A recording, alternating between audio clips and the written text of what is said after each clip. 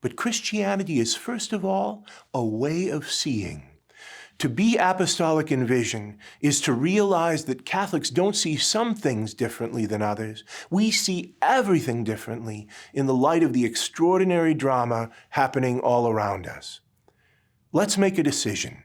Let's choose to live these truths of our Catholic faith in public and share them with the world. When gender identity is privileged over biological sex, females lose. Laws and policies that privilege gender identity over biological sex send a clear message to all females that our feelings, our privacy and safety don't matter. Gender identity laws and policies also send another message to all Americans that reality doesn't matter either. That the truth about who we are as human persons, male or female, that doesn't matter either. But that's a lie. Because lack of courage is one of the biggest crises facing the church today. God, in response, will give the church and each of us the help we need if we ask for it. Let's seize it.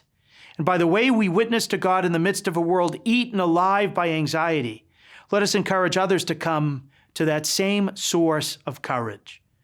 Be not afraid. God is with us always. This deeper meaning of life is what the genius of Catholicism brings to the culture.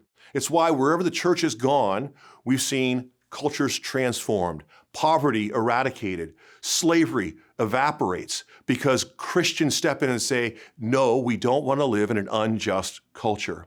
We live in a deep, deep darkness and poverty. Millions of people waiting for you and for me to come alive in Christ and go and rescue them. For 3 years, the world's largest e-retailer, Amazon, sold a book I wrote on their website. Amazon made money, the publisher made money, I made a little bit of money too, and anybody who wanted to read my book could buy it on Amazon and have it delivered in a few days or less. Everyone benefited. Until one day, out of nowhere, Amazon erased my book from their website. You can buy Adolf Hitler's Mein Kampf on Amazon, but you can't buy an honest examination of the trans issue on Amazon, and that should concern everyone. You've probably experienced woke capitalism. You can see it in the rainbow logos, the BLM ads that pop up from major brands every time you use the internet, or in the latest movies or TV series with what looks like non-stop progressive characters and themes, or on highway billboards telling us to see the world as the woke elites now see it. Businesses are being pressured to change, not only to become more political, but to adopt particular beliefs that in many cases are contrary to actual business success. How did we get here? For something to be preeminent, it means that it is most important. The right to life remains the preeminent social issue because abortion directly attacks life itself.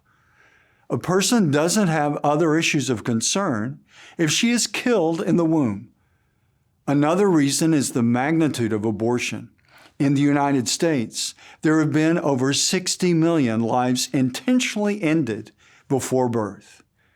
Another is that every man and woman is created in the image of God. Because of that, we each have an inherent dignity at every age and every stage of our lives.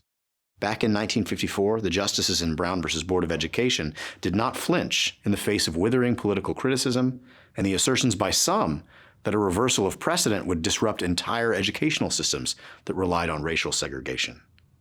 We hope that today's justices do likewise and keep faith with their oaths to impartially interpret the Constitution by overturning Roe and Casey.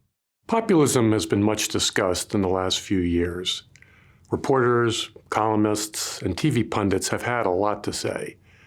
Perhaps you've read or seen some of them. In most cases, the tone of the story is one of concern, even panic. Should we really be worried? Is populism bad? So what are Catholic schools to do now to thrive? The answer is not for Catholic schools to imitate public schools.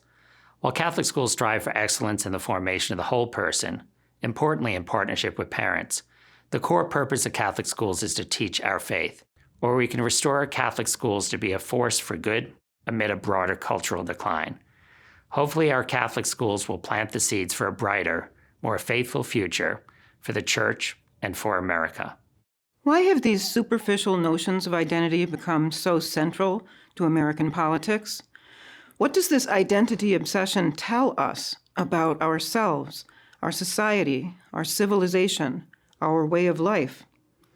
The old ways of knowing who I am and what I'm for, by reference to family, extended family, friendships, neighborhoods, and communities, are growing weaker for many people and no longer exist at all for some. Today, there are so many needs for leadership and action in our church, in our communities across America.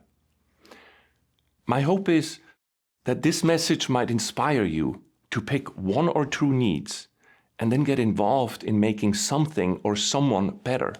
It is my hope and prayer for all of us that at our last breath, when we come before God, that with Jesus, we each can say, "Into your hands, Lord, I give this painting that is my life. I made this for you." And that God will then embrace us and say, "Well done, my good and faithful servant. Welcome into your Father's joy." This is Scott Landry, Director of EDIFY. Thank you for watching this video. Please help edify others in our country by sharing this video now through email and social media.